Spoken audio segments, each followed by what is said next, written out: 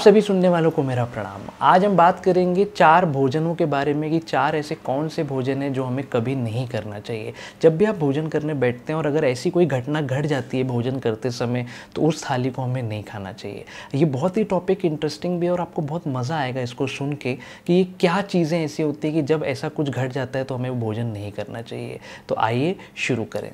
पहले हम एक बात और भी समझते हैं कि किन घरों में जो खाना है वो बहुत ही टेस्टी बनता है। तो जब भी kitchen south east direction, south east या साउथ में रहता है तो आप देखिएगा ऐसे लोगों के घर में जो खाना होगा वो एक अलग लेवल का टेस्ट होगा। यहाँ पे माँ अन्नपूर्णा की कृपा ऑटोमेटिकली रहती है और आप कोशिश करिएगा अगर हो पाए तो आपको हमेशा आपके घर का किचन जो है या तो साउथ ईस्ट में हो या साउथ ईस्ट में हो या साउथ हो, क्योंकि ये जो 3 जोन माने जाते हैं अग्नि के माने जाते हैं। और जब अग्नि की दिशा में किचन आता है यानी कि जब अग्नि के स्थान में अग्नि आती है तो वो ऑटोमेटिकली वहाँ का भोजन जो होता है वो बहुत ही अच्छा माना जाता है। हालांकि आप घर में किसी भी डायरेक्शन पे अगर किचन रखते हैं तो ऐसा कोई बहुत नुकसान नहीं देता, उसकी हम रेमेडी कर सकते हैं। पर अगर किसी भी घर के अगर किसी के व्यक्ति घर में साउथ ईस्ट में किचन होगा तो आप देखिएगा वहाँ का भोजन जो है वो बहुत टेस्टी होगा। तो भीष्म पितामह जी ने अर्जुन से कुछ बातें बताई कि कौन सा भोजन जो है वो श्रेष्ठ माना जाता है और कौन सा भोजन हमें कभी नहीं करना चाहिए। उसमें सबसे पहला भोजन होता है कि जिस भोजन में अगर ठोकर लग जाती है, मतलब आप खाने बैठ रहे हो किसी का पैर लग गया तो ये भोजन मलिन माना जाता है, मतलब गंदा माना जाता है। कोशिश करना चाहिए कि हम ये भोजन ना करें। दूसरा भोजन माना जाता है कि जिसको कोई लांग जाता है, अगर आप भोजन कर रहे हो और पैर से कोई लांग गया तो वो जो भोजन है वो माना जाता है कचरे के समान। मतलब अगर हम ऐसा भोजन करते हैं तो कहीं ना कहीं जो है वो हमारे पेट को नुकसान करता है और ऐसा भोजन हमें नहीं करना चाहिए।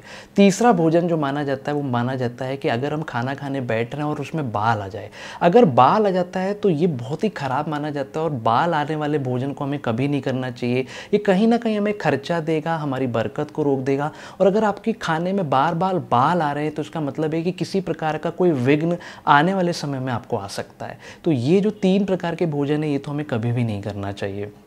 इसके साथ साथ जो चौथे प्रकार का भोजन होता है वो होता है कि अगर हस्बैंड और वाइफ, पति पत्नी एक ही थाली में बैठ के अगर भोजन कर रहे हैं तो ये भोजन को मदिरा के तुल्य माना जाता है। तो पति पत्नी जब भी एक ही थाली में भोजन कर रहे हैं तो ये भोजन भी बहुत अच्छा नहीं माना जाता है। शास्त्र ऐसा कहता है कि कभी भी पति और पत्नी को एक थाली में भोजन नहीं करना चाहिए क्योंकि ये मदिरा तुल्य है, यानी कि काफ़ी खराब माना जाता है। अगर पति भोजन कर ले और उसका बचा हुआ थोड़ा भोजन पत्नी करती है तो घर में बरकत भी आती है और साथ में पति दीर्घायु भी होता है। 4 तरीके के जो हमने भोजन बताए हैं, ऐसे भोजन कहीं ना कहीं हमको ज़रूर मिलते होंगे। कई बार हमारे साथ ऐसे भोजन हम थाली खाने बैठे हुए हैं और हमारे साथ ये घटना कहीं ना कहीं घटती होगी, पर आज के समय पे कोई ये सारी चीज़ों को फॉलो नहीं करता। पर अगर भीष्म पितामह जैसे जागृत लोग ये कुछ बात बोलते हैं तो उसमें बात में कुछ तो वजन होगा। तो आप ध्यान रखिएगा कि अगर कभी इस 4 चीज़ों में से कोई भी घटना घट जाती है तो हमें कोशिश करना चाहिए कि हम ऐसा भोजन ना करें। ख़ास तौर पे अगर भोजन में बार बार बाल आ रहा है तो कम से कम उस भोजन को आपको अवॉइड करना है। और एक चीज़ का और ध्यान रखिएगा कि पति और पत्नी एक साथ भोजन कम से कम एक थाली में ना करें। इसके दुष्परिणाम तो हमने खुद भी देखे हुए हैं, काफ़ी जगहों पर प्रैक्टिकल अनुभव पर बात निकल के आई हुई है कि या तो ऐसे में पति की आयु कम होती है या घर में कलेश बढ़ता है या बहुत ज़्यादा मानसिक तनाव आपस में इन दोनों के बीच में कहीं ना कहीं ज़रूर बढ़ता है। अब इस बात में एक और बात खास है कि अगर समझ लीजिए कोई कुंवारी कन्या या कोई कुंवारी लड़की अपने पिता की थाली में भोजन करती है, मतलब पिता भोजन करके उठ गए और उसी थाली पे अगर कोई कुंवारी लड़की या कन्या वहाँ पे भोजन करती है उस थाली में, तो उस पिता की दीर्घायु होती है। ये बहुत ही ज़्यादा शुभ माना जाता है। किसी के पिता को अगर कोई बहुत ज़्यादा संकट चल रहे हों या अकाल मृत्यु का भय हो तो उनकी जो पुत्री होती है उनको उसी थाली में खाना खाना चाहिए। शास्त्र ऐसा कहता है कि जो भी कुंवारी लड़की या कन्या अपने पिता की थाली में भोजन करती है ऐसे पिता की कभी भी अकाल मृत्यु नहीं होती। सोचिए कितनी बढ़िया बात है। ये बहुत कम लोगों को ये बात पता होती है और अगर कभी कर पाएँ कुछ लोग तो इसे ज़रूर करना चाहिए।